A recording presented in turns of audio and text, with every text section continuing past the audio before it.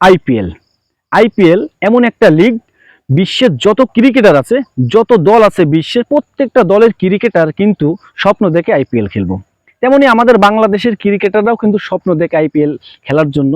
কিন্তু আমাদের দুঃখের বিষয়, আমাদের বাংলাদেশের যে টি-20 ফরম্যাটে খেলাটা খেলে ক্রিকেটাররা, এইটাই কিন্তু আইপিএল খেলার মতন যোগ্যতা রাখে না, আমি মনে করি রাখে না। আর যারা রাখে তারা কিন্তু ঠিকই দল পায়, যেমন সাকিব আল হাসান, মুস্তাফিজুর রহমান, এই দুইটা প্লেয়ার কিন্তু ঠিকই নিজেরা ভালো খেলে, তাই আইপিএলেও তারা কিন্তু সুযোগ রাখে। তো আমরা অনেকেই বলি যে আইপিএলে কেন বাংলাদেশের ক্রিকেটাররা চান্স পায় না, এটা একটা বাংলাদেশকে একটা অপমান করা হয় বা আছে, অনেকে অনেক রকম করে বলে। তো আমি বলি ভাই, আগে যোগ্যতা রাখতে হবে, তারপরে আইপিএলে চান্স নেওয়ার কথা বলতে হবে। কারণ বাংলাদেশে একজন ব্যাটসম্যানও নাই, যে বাংলাদেশের একজন ব্যাটসম্যানও নাই যে 30 বলে 50টা রান করার মতন বা 60টা রান করার মতন। এখন আইপিএল আপনাকে কোটি কোটি টাকা খরচ করে তো যে কোনো যাকে তাকে নিতে পারে না, বিষয় হচ্ছে এইটা। এবার খুশির সংবাদ হচ্ছে আমাদের যে নাহিদ রানা, আমাদের যে নাহিদ রানা আছে, এবার নাহিদ রানা কিন্তু সে আফগানিস্তানের বিপক্ষে যে বল করেছে, দুর্দান্ত বল করেছে।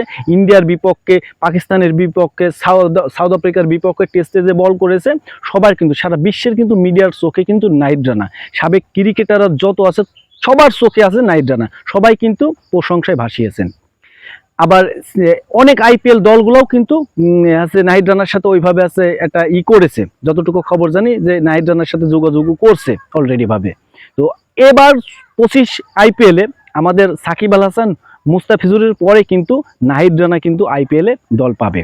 কারণ নাহিদ রানা যে যে কোয়ালিটির বল করছে, যে কোয়ালিটির বলার, এই কোয়ালিটির বলার কিন্তু আপনার হচ্ছে আইপিএলে খুবই গুরুত্বপূর্ণ। আমরা দেখেছি ইংল্যান্ড, অস্ট্রেলিয়া, সাউথ আফ্রিকার মতন দল, নিউজিল্যান্ডের মতন দল থেকে আইপিএলে যে ফাস্ট বোলিংগুলো নেয়, তার চেয়ে অনেক ভালো বল করে আমাদের হচ্ছে নাহিদ রানা, তাসকিন, শরীফুলরা।